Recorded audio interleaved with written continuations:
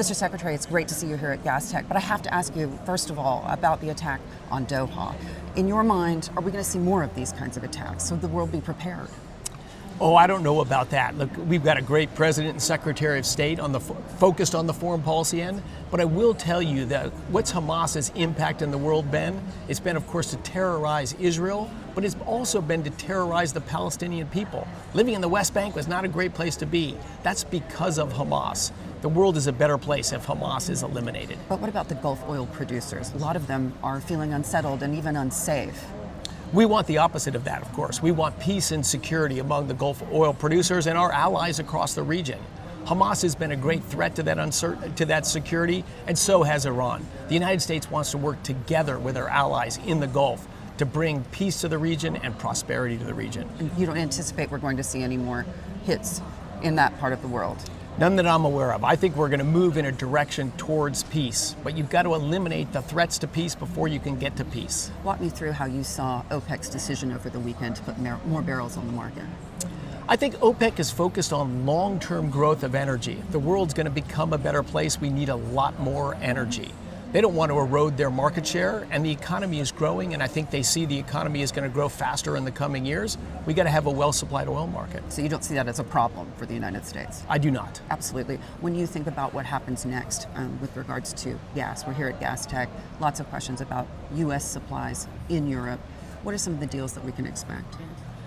Oh, there's still a fair amount of Russian natural gas that comes into Europe, both via pipeline and via LNG. And oil comes into Europe as well, and particularly after it's refined in China or India, comes into Europe.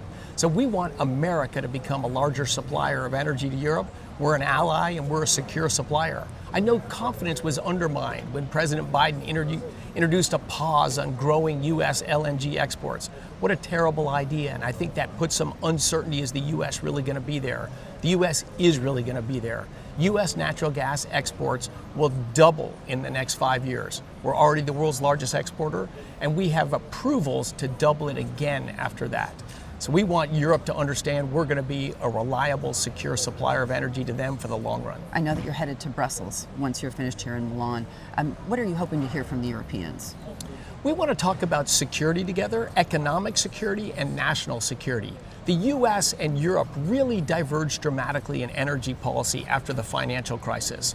Before the financial crisis, the U.S. was about 25% of global consumption. The European region was about 25% of global consumption.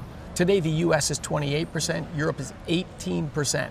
They've had almost no economic growth. If you implement policies that make energy expensive and unreliable and count on foreign adversaries, that's just not good for your economy and it's not good for your national security. These are our allies in Europe. We want a thriving, prosperous European region, not just for the citizens of Europe, but it's good for peace in the world as well. Talk to me about putting Russia out of business. We've seen President Trump moving, of course, on those tariffs for India. In your mind, what's next?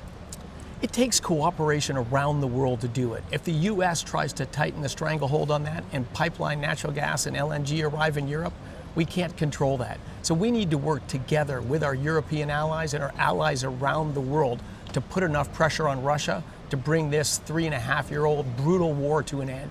Everyone will win by that, including the Russian people, the Ukrainian people, and the world.